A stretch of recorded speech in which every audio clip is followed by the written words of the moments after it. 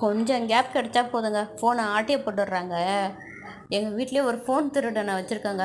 ஃபோனை அப்படி வச்சுட்டு திரும்பி பார்க்கறதுக்குள்ளே ஃபோனை காணோங்க. எங்கடான்னு கேட்டால் நான் தான் எடுத்துகிட்டு போய் அங்கே ஒளிச்சு வச்சுருக்கேன்னு சொல்கிறான். ஃபோனை கொடுறா, வீடியோ எடுக்கணும், சமைச்சிட்டு இருக்கேன்னு கேட்டால் கூட கொடுக்கவே இல்லைங்க. இதில் வேற நின்றுக்கிட்டு கதை வேற பேசிகிட்டு இருக்காரு இவர். கையில் என்னடா வச்சுருக்கேன்னா கொடியா இது.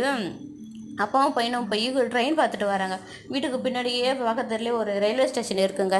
அங்கே தாங்க கிடைக்கிற காப்பெல்லாம் போய் அங்கே உட்காந்து காற்று வாங்கிட்டு போகிற வர ட்ரெயின்லாம் பார்த்துட்டு ஒரு வழியாக அப்போ தான் வீட்டுக்கு வந்து சேர்த்தாங்க. இந்த ட்ரெயினில் போகும்போது ஒரு பச்சை கலர் கொடி கட்டுவாங்கல்ல, அந்த மாதிரி இந்த ஏதாவது ஒரு மரத்தை கிளையோ ஒன்று உடச்சி வச்சுக்கிட்டு அங்கே நின்றுட்டு இருப்பார். வரப்போகிற ட்ரெயினுக்கெல்லாம் கொடி காட்டுகிட்டே இருப்பாருங்க. இந்த மீனையும் நண்டு தாங்க இன்றைக்கி சண்டே ஸ்பெஷலாக வாங்கிட்டு வந்தேன். சங்கரா மீன் வாங்கி குழம்பு வச்சுட்டு கொஞ்சம் நண்டு இருந்ததா, நண்டு பார்க்கறதுக்கு பளபளன்னு இருந்ததா, சரி நல்லாயிருக்குமோன்னு நினச்சிட்டு வாங்கிட்டு வந்தாங்க.